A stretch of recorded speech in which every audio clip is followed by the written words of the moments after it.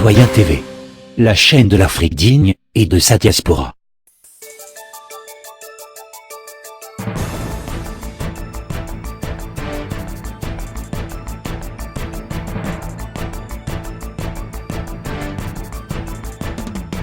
Au sommaire, diaspora, retour sur le Noël pour Gbagbo, appel à mobilisation, actualité au Burundi, actualité aux USA, et pour finir, actualité en France. Commençons tout de suite avec la diaspora, retour sur le Noël pour Gbagbo.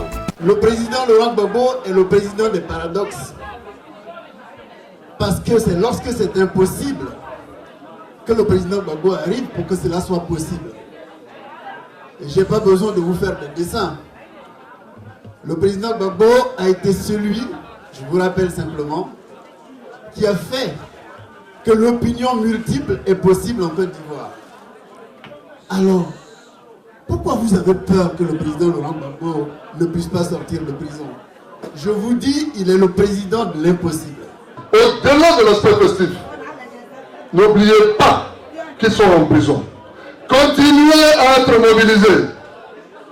Continuez à être debout jusqu'à la libération du président Laurent Gbagbo et de tous les prisonniers politiques et militaires. Je remercie déjà pour la mobilisation constante en faveur du président Laurent Gbagbo. Moi aussi, je le considère comme mon président parce que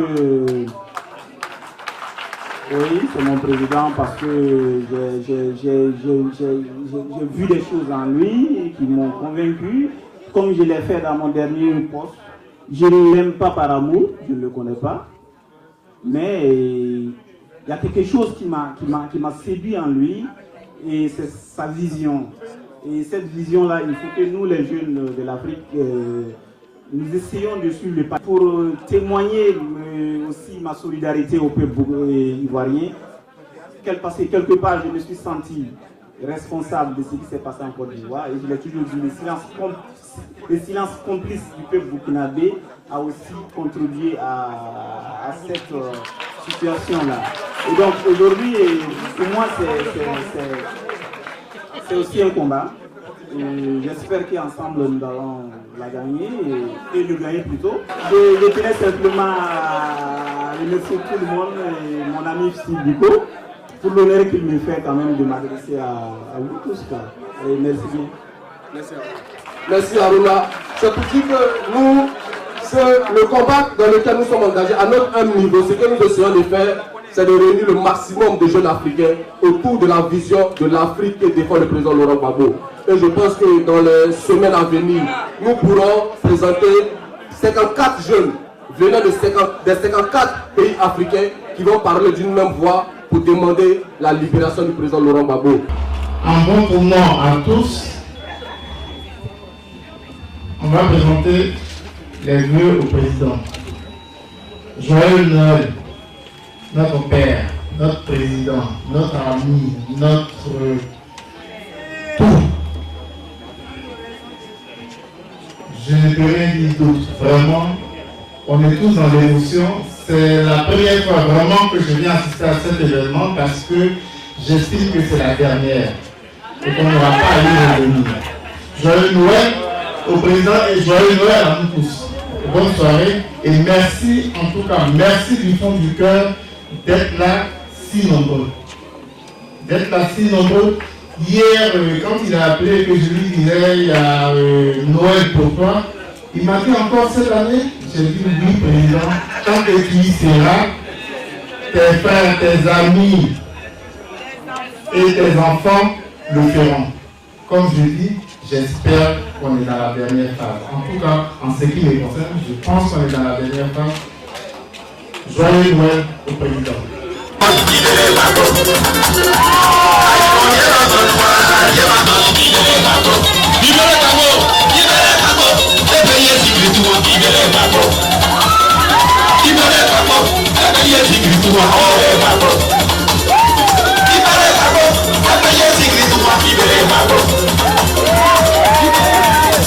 Tout de suite, appel à mobilisation. Résistantes, résistants, chers Ivoiriens, chers amis de la Côte d'Ivoire, panafricain, rappelez-vous que le président Gbagbo, le ministre Charles Blé Goudé sont toujours détenus à La Haye. Le procès tant attendu, le procès de tous les espoirs va s'ouvrir ce 28 janvier 2016. Vous êtes tous conviés à venir soutenir massivement nos deux champions. Soyez convaincus qu'à la fin de ce procès, nous retournerons au pays avec le président Gbagbo et le ministre Charles Blé Goudé. Je vous remercie, on vous attend à La Haye. Tout de suite, actualité au Burundi, avec l'intervention du président Nkurunziza. Le Burundi est un État souverain et le monde doit respecter les frontières burundaises. Dans le passé, le Conseil de sécurité des Nations Unies avait pris des décisions que nous avions respectées. Cependant, nous n'acceptons pas qu'une force étrangère s'invite chez nous. Si les troupes de l'UA venaient à violer notre souveraineté, nos frontières, tous les Burundais se lèveraient pour défendre leur pays, parce que nous aurons fait l'objet d'une agression, et nous nous protégerons. Tout de suite, actualité des USA. Vous savez, la première chose que font les ambassadeurs américains quand ils sont nommés dans un pays, je sais pas, par exemple au Zimbabwe, en Afrique du Sud, etc., leur travail consiste, je le tiens de source sûre, leur travail consiste à convaincre le gouvernement en place d'acheter un maximum de bons du trésor américains. Qu'a fait, par exemple, l'ambassadeur américain en Russie il y a exactement 4 ans, 5 ans. Il est intervenu auprès du gouvernement à l'époque, je ne sais plus si c'était Medvedev ou Poutine, peu importe, mais les Russes voulaient créer leur propre système bancaire, pas bancaire, carte bancaire, genre GIE carte bancaire, vous voyez. Et l'ambassadeur américain a fait des pieds et des mains, quasiment 24 heures sur 24, au domicile des gens qui avaient le dossier entre les mains, pour que tout le traitement des cartes bancaires soit confié à Visa. Oui. Voilà. Et donc ça vous donne déjà une idée où sont leurs intérêts. Et vous avez vu récemment, ça s'est passé en toute discrétion il y a exactement 3 semaines, Visa États-Unis a racheté Visa Europe. Autrement dit, chacune des transactions qu'on va faire, nous trois et tous vos spectateurs, directement dans les ordinateurs de Visa États-Unis et la NSA a un accès direct dessus, évidemment. Voilà. C'est pas du tout par hasard que Visa US a racheté Visa Europe. Voilà. Aujourd'hui, donc, nous n'avons plus de système de paiement indépendant. Demain, Visa États-Unis appuie sur le bouton, on dit on bloque toutes les cartes françaises, plus rien ne fonctionne. Vous devez le savoir, ça. Donc vous voyez qu'il y a des épées de Damoclès qui sont mises au-dessus de la tête du gouvernement français pour qu'il se comporte comme il le faut.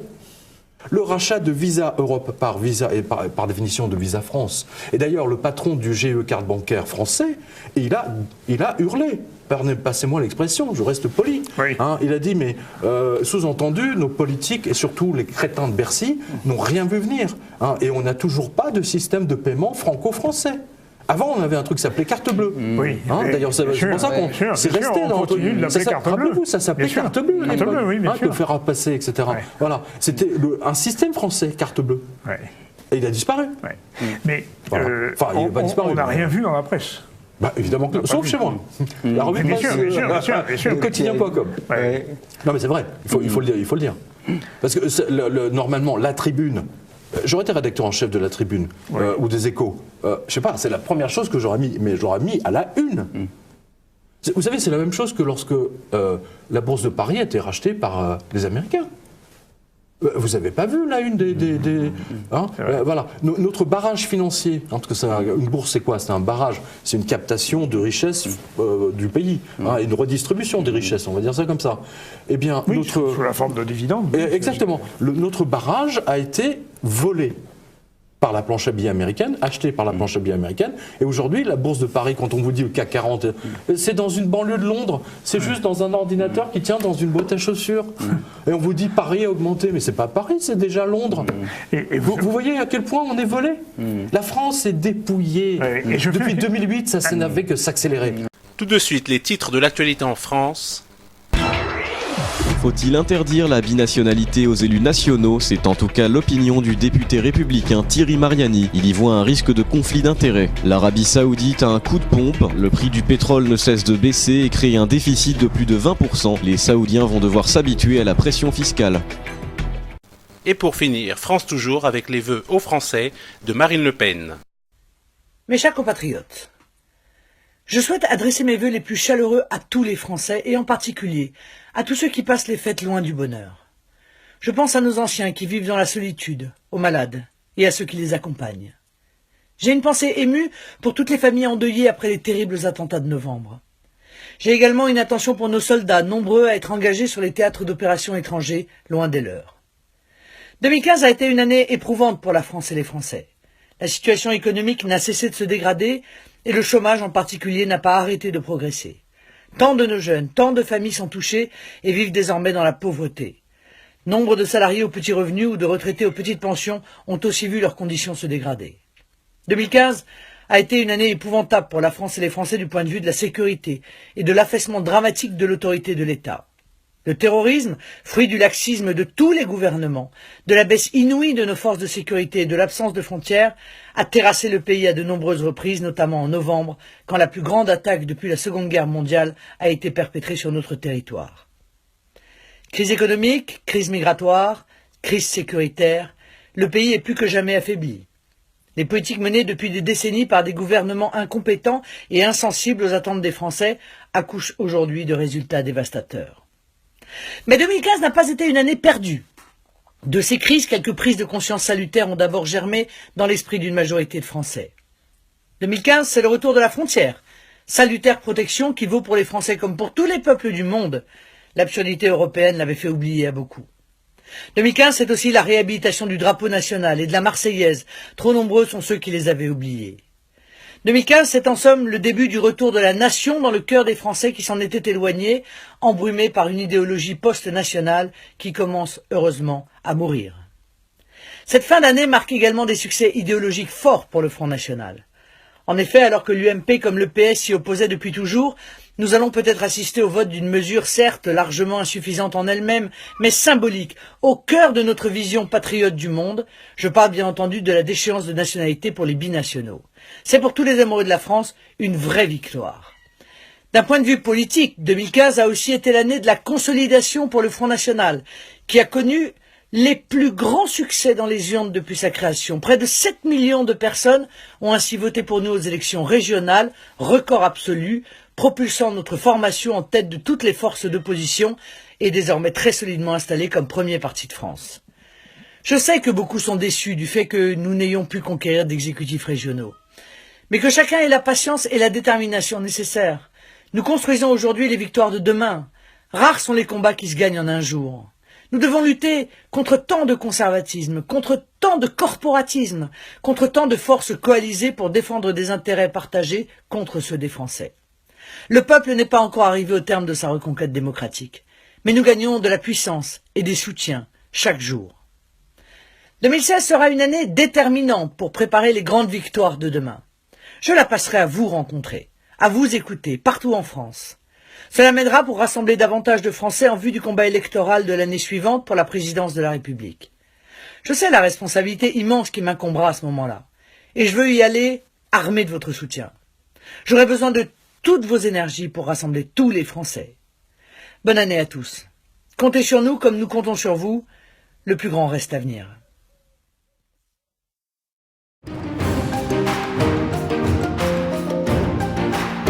Citoyen TV, la chaîne de l'Afrique digne et de sa diaspora.